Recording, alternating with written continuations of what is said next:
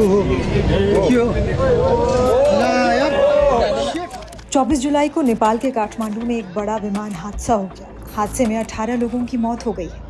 हैरान करने वाली बात यह है कि ये पहली बार नहीं है जब काठमांडू के त्रिभुवन इंटरनेशनल एयरपोर्ट के रनवे पर कोई विमान क्रैश हुआ। त्रिभुवन एयरपोर्ट पर विमान क्रैश की एक लंबी लिस्ट है। इस वीडियो में हम आपको बताएंगे त्रिभुवन एयरपोर्ट पर कब कब बड़े विमान हादसे हुए हैं, इन हादसों की आखिर वजह क्या है। त्रिभुवन एयरपोर्ट की बात करें तो इस एयरपोर्ट को नेविगेट करने के लिए दुनिया के सबसे कठिन हवाई अड्डों में से एक माना जाता है। एयरपोर्ट की शुरुआत साल 1954 में हुई थी। तब से ये नेपाल के लिए मुख्य प्रवेश द्वार रहा है। ये देश के राष्ट्रीय एयरलाइन नेपाल एयरलाइंस और कई इंटरनेशनल एयरलाइनों का घर है।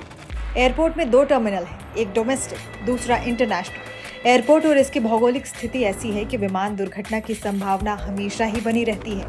त्रिभुवन एयरपोर्ट मध्य नेपाल के काठमांडू घाटी में स्थित है, जो सभी तरह से पहाड़ों से घिरा हुआ है। यहाँ से हिमालय कई किलोमीटर दूर स्थित है, लेकिन उनकी निकटता, हवा की दिशा और तीव्रता स्थानीय मौसम को काफी प्रभावित करती है। हिमालय से आने वाली हवाओं के कारण यहाँ कभी भी मौसम बदल सकता है। ये हवाएं विमान की लैंडिंग या टेक ऑफ को भी प्रभावित करती है। त्रिभुवन एयरपोर्ट के पास केवल एक ही रनवे है, जिसके चलते प्लेन्स को टेक ऑफ और लैंडिंग में दिक्कतों का सामना करना पड़ता है। हवाई अड्डे की लंबाई भी चिंता का विषय है। इसकी लंबाई अन्य इंटरनेशनल हवाई अड्डों की तुलना में कम है। त्रिभुवन एयरपोर्ट का हवाई अड्डा लगभग 3000 मीटर लंबा है, जबकि अन्य समान एयरपोर्ट के रनवे लगभग 3500 मीटर लंबे हैं। रनवे भी अधिक ऊंचाई पर बना है, जिसकी वजह से यहाँ प्लेन्स को उड़ान भरने और उतरने में अधिक समय लगता है। इसीलिए अच्छे और अनुभवी पायलटों को ही नेपाल के त्रिभुवन एयरपोर्ट पर विमान उड़ाने की इजाजत दी जाती है। अब जानिए नेपाल के इस एयरपोर्ट में कब कब हादसे हुए।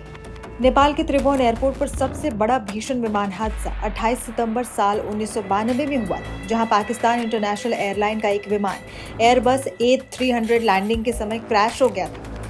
विमान ने काठमांडू में उतरने की कोशिश की थी, लेकिन ऐसा हो नहीं सका और हादसा हो गया। इस हादसे में प्लेन के क्रू मेंबर समेत 167 लोग सवार थे। ये सभी प्लेन क्रैश में मारे गए थे। नेपाल के इतिहास में ये सबसे बड़ी विमान दुर्घटनाओं में से एक है। दूसरा हादसा 4 मार्च 2015 को हुआ। साल 2015 में तुर्की एयरलाइन का एक विमान घने कोहरे के बीच नेपाल में क्रैश लैंडिंग के बाद रनवे पर देखा गया। 238 लोगों को ले जा रहा ये एयरबस काठमांडू के त्रिभुवन एयरपोर्ट पर रनवे से आगे निकल गया था। दुर्घटना में कोई भी यात्री गंभीर रूप से घायल नहीं हुआ था।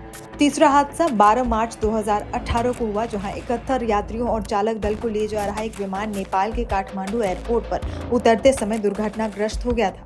इस हादसे में 49 लोगों की मौत हो गई थी। इसके लिए एयरलाइन ने एयर ट्रैफिक कंट्रोल को दोषी ठहराया था। हालांकि हवाई अड्डे का कहना था कि विमान गलत दिशा से आया था। चौथा हादसा 28 अगस्त 2018 को हुआ, जब नेपाल के इंटरनेशनल एयरपोर्ट पर एक विमान दुर्घटनाग्रस्त हो गया, जिसमें 51 लोगों की मौत हो गई। ऐसा बताया गया कि विमान का कैप्टन इमोशनली डिस्टर्ब था। जांचकर्ताओं ने कहा कि कैप्टन आबिद सुल्तान उड़ान के दौरान रो पड़े, क्योंकि एक सहकर्मी ने उनकी कुशलता पर सवाल उठाए थे। पांचवा हादसा 5 जनवरी 2023 को हुआ। यति एयरलाइन का ATR 72 विमान पोखरा के पास एक खाई में दुर्घटनाग्रस्त हो गया, जिसमें सवार सभी 72 लोगों की मौत हो गई।